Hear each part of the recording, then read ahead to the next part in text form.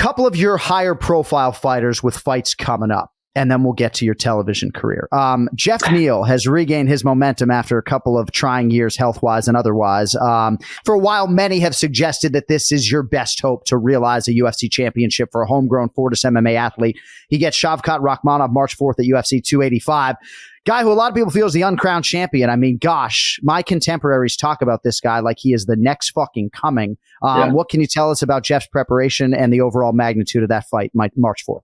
Well, look, Shavkat is a guy that nobody wants to fight. And to piggyback off of what Belal said, I mean, that welterweight division is just unreal. Those guys, man, the games they're playing up there and the ring around the posy. I mean, they say shit on Twitter that is just a straight up lie. Oh, I'll fight anyone. All this and that.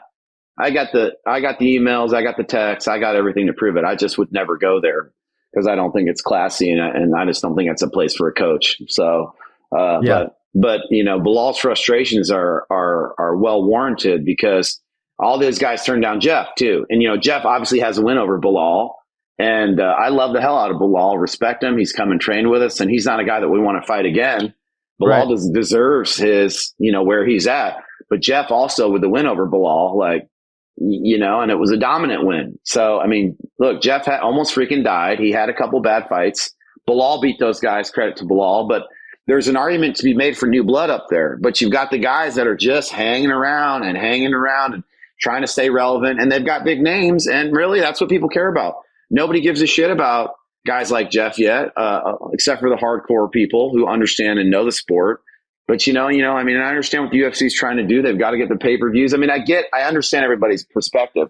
So on that end, we are fighting a guy like Shavkat, who was calling Geoff out on Twitter. It probably wasn't really Shavkat. It was probably his manager. And because I don't think Shavkat would do that. But so Geoff was like, hey, fuck it. I'm going to fight this guy. And I said, all right. And he said, calls me and he goes, I'm going to have to meet him now or later. So whatever. And, I respect that about Geoff. And I'm like, Geoff, this is a super hard fight. It's risky. I'm like, I really think he should fight Gilbert. They were right by each other in the rankings. But, Gilbert didn't say a word when Geoff was calling him out that whole time. And then on the flip side, but credit to Gilbert. Gilbert's already fought Hamzat, and he's going to use that. He's going to ride that out. So he fought Magny, and now he's fighting Masvidal. And, what Belal said is true. Those are easy fights for him, odds-wise. And but credit to him. He did fight Hamzat. So that being said, I told Geoff, I was like, look, this is your fight. This is that fight for you. If Geoff goes in there and takes care of business against Shavkat, there is no real argument there again. I mean, because he already has a win over Belal. And then Gilbert's going to have to face either Belal or Geoff or somebody before he gets back in the title picture. And obviously, I don't blame Gilbert. He wants Leon to win because he has a loss against Usman, and they're friends too. So there's some strategy being played there by everybody, and there's no easy fights. And the only way that you're going to get to the top in that division is by big explosive finishes like the Luque fight that Geoff had, where it's just like unreal. And so now he's going to try to do that against Shavkat, which is a huge test. Shavkat is very, very good. He's undefeated. He's never lost. But there's nowhere to run in that welterweight division. There's nowhere to go.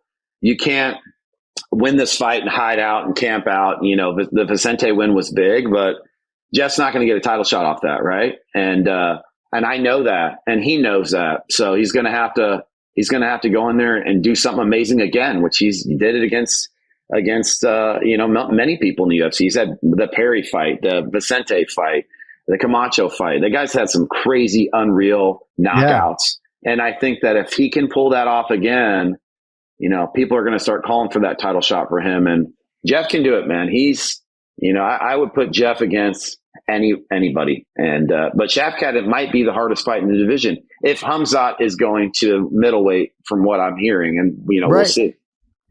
But yeah, man, like if you think about Jamal Hill's path, right? How quickly it can happen for somebody who is new blood, who has a finishing style, a crowd pleasing style, right? Because it is not out of the realm of possibility. And I'm not just saying this because the general's here, that if Geoff Neal can finish Shavkat Rakhmonov, who is essentially the boogeyman in the division, it's not out of the realm of possibility that he gets a title fight. No. And that's why for Belal Muhammad, the Gilbert Burns fight just doesn't make a whole lot of sense because it's not an eliminator. It really isn't, You're right.